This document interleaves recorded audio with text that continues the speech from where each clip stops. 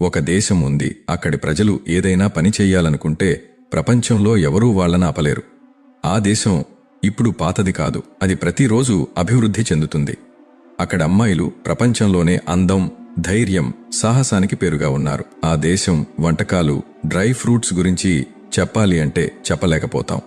అక్కడ రాత్రి జీవితం కూడా అలాగే గొప్పగా ఉంటుంది. అది చూస్తే మీ మనసు కూడా ఉరకలేస్తుంది. అవును ఫ్రెండ్స్, నేను ఆఫ్ఘనిస్తాన్ గురించి మాట్లాడుతున్నాను. ఈ వీడియోలో మీరు 2025లో ఆ దేశం ఎలా ఉందో తెలుసుకోవచ్చు. అక్కడ కొత్తగా ఏం జరుగుతుందో కూడా తెలుసుకుంటారు. ఇక్కడ వాతావరణం ఎలా ఉందంటే ఈ వీడియోను మీరు చాలా ఇష్టపడతారు. అందుకే చివరి వరకు తప్పకుండా చూడండి. ఆఫ్ఘనిస్తాన్, దీన్ని అధికారికంగా ఇస్లామిక్ ఎమిరేట్ ఆఫ్ ఆఫ్ఘనిస్తాన్ అంటారు. ఇది మధ్య మరియు దక్షిణ ఆసియాలో సింహం లాంటి ఒక అందమైన మరియు సమస్యలతో కూడిన దేశం.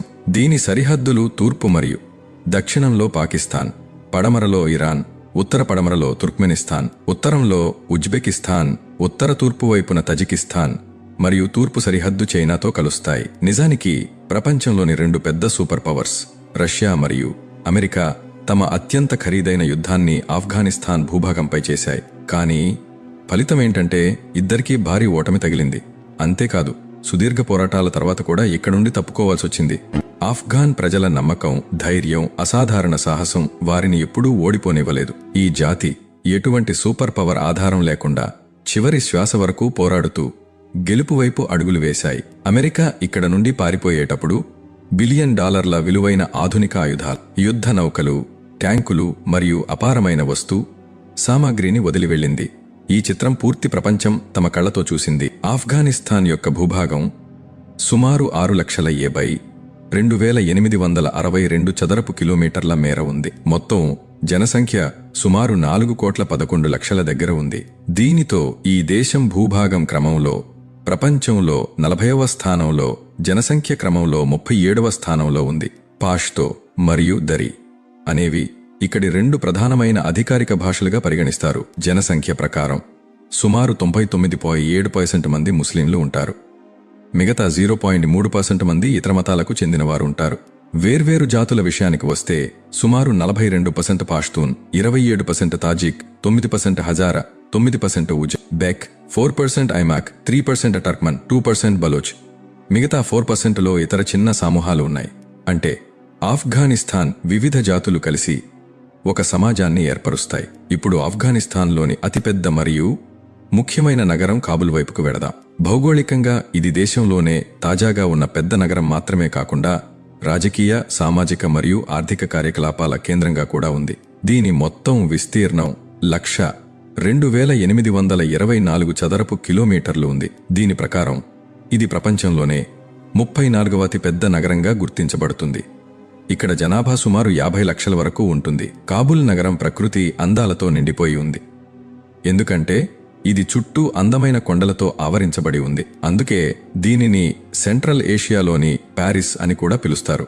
ఈ నగరం 1790 మీటర్ల ఎత్తునుంటుంది మరియు దీన్ని ప్రపంచంలోనే అత్యంత ఎత్తైన రాజధానులలో ఒకటిగా పరిగణిస్తారు. దీని మధ్యలో ప్రవహించే కాబుల్ నది తన అందమైన సౌందర్యంతో అందరినీ మైమరపింపచేస్తుంది. ఫ్రెండ్స్, ఆఫ్ఘాన్ మహిళల గురించి చెప్పాలంటే వారు తమ అసాధారణ అభిరుచులు మరియు సహజమైన అందంతో ప్రపంచవ్యాప్తంగా ప్రసిద్ధి చెందారు. ఎక్కువ మంది మహిళల చర్మం గోధుమ రంగులో ఉంటుంది. వాళ్లు శుభ్రంగా మరియు తెల్లగా ఉంటారు. వారి కళ్ళు పెద్దవి, లోతైనవి, గోధుమ రంగు లేదా అన్ని రంగుల మిశ్రమంతో ఆకట్టుకుంటాయి. శారీరకంగా ఆఫ్ఘాన్ మహిళలు ఆరోగ్యవంతులు మరియు సంతులితమైన శరీర నిర్మాణం కలిగి ఉంటారు. వారి దుస్తులు ఎక్కువగా సంప్రదాయబద్ధమైనవిగా ఉంటాయి. పొడవైన, ఒద్దికైన దుస్తులు, రంగురంగుల సల్వార్, కమీజులు ధరిస్తారు. ఇక్కడ దుప్పట్టి లేదా బుర్ఖా, పరదా అనేది తప్పనిసరిగా ధరిస్తారు. గ్రామీణ ప్రాంతాల్లో మహిళలు ఎక్కువగా సంప్రదాయ పద్ధతిలో ఉంటారు. ఫ్రెండ్స్, ఆఫ్ఘనిస్తాన్ రాత్రి లైఫ్ గురించి చెప్పాలంటే ఇక్కడ వాతావరణం ప్రపంచంలోని పెద్ద నగరాల కంటే చాలా వేరుగా ఉంటుంది. రాత్రి సమయంలో నగరాల వీధులు, మార్కెట్లు లైట్లతో మెరుస్తూ ఉంటాయి. కానీ ఇక్కడ స్టైల్ కొంచెం వేరుగా ఉంటుంది. కాబుల్ లాంటి పెద్ద నగరాల మార్కెట్లు రాత్రిపూట కూడా తెరవబడి ఉంటాయి. అక్కడ ప్రజలు టీ షాపుల్లో కూర్చుని కహ్వా తాగుతారు, సుగంధ ద్రవ్యాలు, స్థానిక వంటకాల రుచిని ఆస్వాదిస్తారు. అవును, ఇక్కడి సమాజం మతపరమైన సంప్రదాయాల పట్ల గౌరవంతో కఠిన నియమాలు కలిగి ఉంటుంది. కొంతమంది ధనికులలో సీక్రెట్ సమావేశాలు అనైతిక కార్యక్రమాల వార్తలు వినపడతాయి. కానీ సాధారణ ఆఫ్ఘాన్ సమాజంలో ప్రజలు సాధారణ రాత్రులు గడుపుతారు, ఎక్కువగా కుటుంబం, స్నేహితులు మరియు తమ సంస్కృతితో జతకట్టుకుని ఉంటారు. ఆఫ్ఘనిస్తాన్ గురించి మాట్లాడితే కాబుల్ పులావ్ గురించి చెప్పకపోవడం అసంభవం. ఈ రుచికరమైన వంటకం ఆ నగరానికి ఒక ప్రత్యేకత. దీన్ని ఆఫ్ఘనిస్తాన్లోనే కాదు, ప్రపంచమంతా ఎంతో ఇష్టంగా తింటారు. ఇక్కడి డ్రై ఫ్రూట్స్ కూడా ప్రపంచవ్యాప్తంగా వారి అత్యుత్తమ నాణ్యత వల్ల ప్రసిద్ధి చెందాయి. ప్రధానంగా పాకిస్తాన్లో వీటి డిమాండ్ చాలా ఎక్కువగా ఉంది. ఆఫ్ఘాన్లు మాంసాహారాన్ని చాలా ఎక్కువగా ఇష్టపడతారు. దుంబా కడాహి, ఆఫ్ఘనీ షన్వారీ, ఆఫ్ఘనీ రవిష్ మరియు స్నాక్స్ లాంటి వంటకాలు వారి ఫేవరెట్ డిషెస్లో ఉన్నాయి.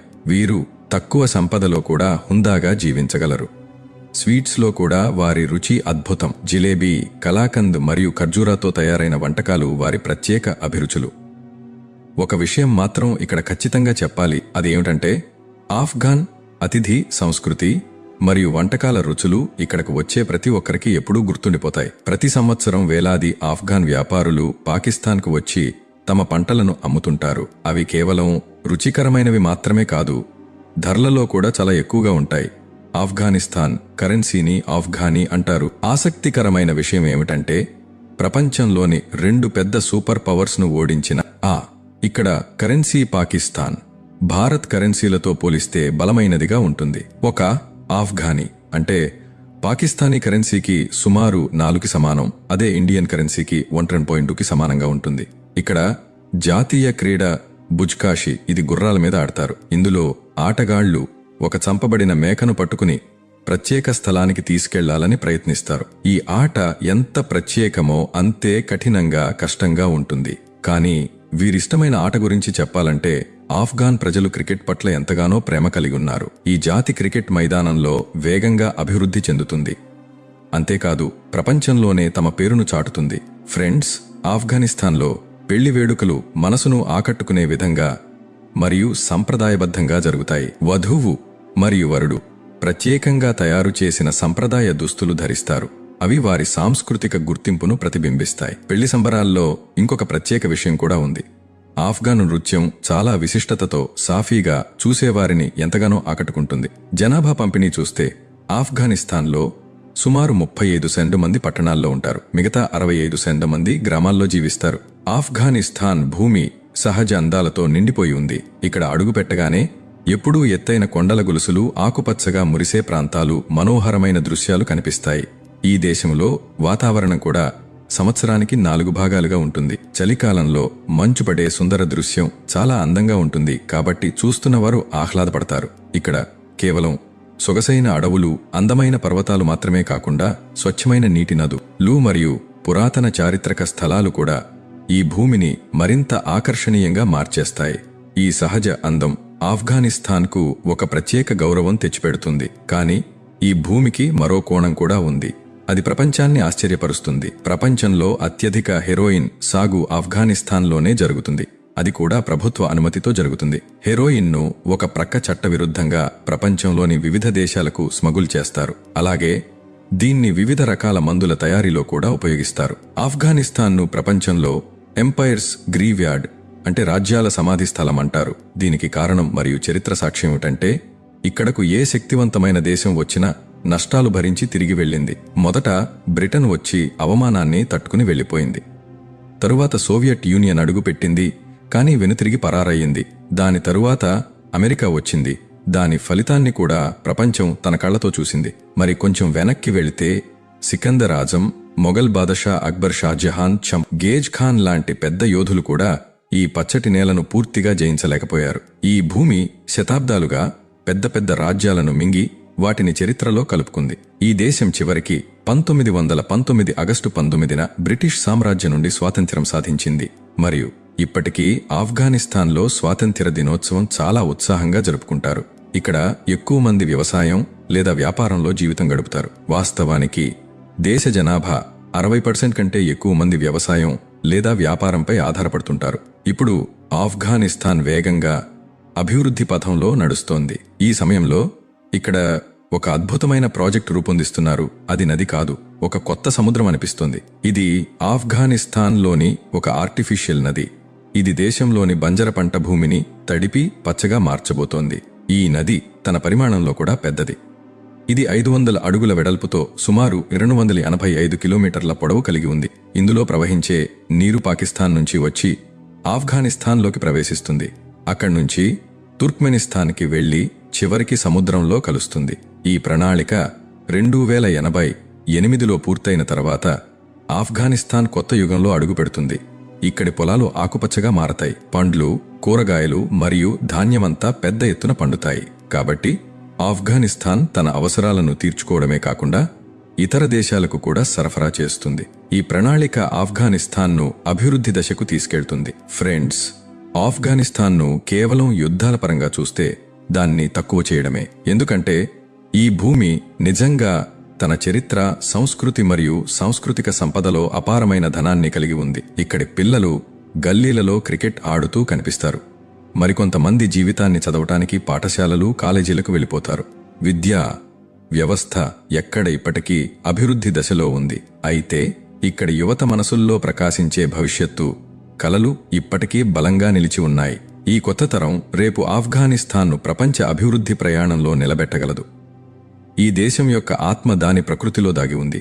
అక్కడ రబాబ్ వాయిద్యం యొక్క హృదయాన్ని తాకే స్వరాలు, తబ్లా యొక్క తాళాలు ప్రతి వేదికకు జీవం పోస్తాయి. ఆఫ్ఘాన్ ప్రకృతి ఇక్కడి వాళ్లకి మాత్రమే కాకుండా ప్రపంచ దేశాల నుండి ఇక్కడికి వచ్చే పర్యాటకులను కూడా ఆకర్షిస్తుంది. యునెస్కో వరల్డ్ హెరిటేజ్లో ఉన్న అనేక ప్రదేశాలలో ఈ దేశం ఇప్పటికీ విజ్ఞానం, కళల కేంద్రం అని చెప్పగలం.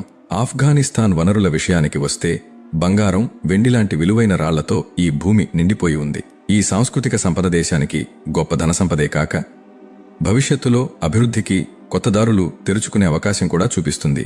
మీరు ఆఫ్ఘనిస్తాన్ వెళితే అక్కడ వారు మీకు తప్పక కహ్వా, వంటకం మరియు పండ్లతో ఆతిథ్యం అందిస్తారు. చరిత్రను చూస్తే అహ్మద్ షా అబ్దాలీ వంటి ధైర్యవంత నాయకుల నుండి నేటి క్రికెట్ హీరోల వరకు ఆఫ్ఘాన్లు జాతికి ప్రపంచంలోనే పెద్ద పేరు తెచ్చారు.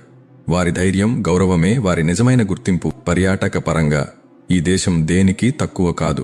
ఇక్కడి హరాత్ అనే పాత వీధులు, మజారే షరీఫ్ లోని నీలం రంగు మసీదు, బామియాన్లోని వాలీల చీకటి తమ వైపు ఆకర్షిస్తాయి. తాలిబాన్ రాకముందు ఆఫ్ఘనిస్తాన్లో మహిళలకు ఎక్కువగా స్వేచ్ఛ ఉండేది. కానీ పరదా తప్పనిసరి. అలాగే విద్య మరియు ఉద్యోగాలు నిర్దిష్ట సరిహద్దుల్లో ఉన్నాయి. కాబట్టి ఈ మార్పులు కఠినంగా అనిపిస్తాయి. కానీ ఇస్లామిక్ బోధనల ప్రకారం ఈ మార్పులు సమాజాన్ని అనైతిక ప్రవర్తన నుండి రక్షించి ఇస్లామీయ విలువలను నిలబెట్టేందుకు దోహదపడతాయి. ఫ్రెండ్స్, ఇది 2025లో సంతోషకరమైన, ప్రకాశవంతమైన ఆఫ్ఘనిస్తాన్. ఈ వీడియో నచ్చితే లైక్ మరియు షేర్ చేయండి. ఛానల్ను సబ్స్క్రైబ్ చేయండి. అప్పటి వరకు జై హింద్, జై భారత్.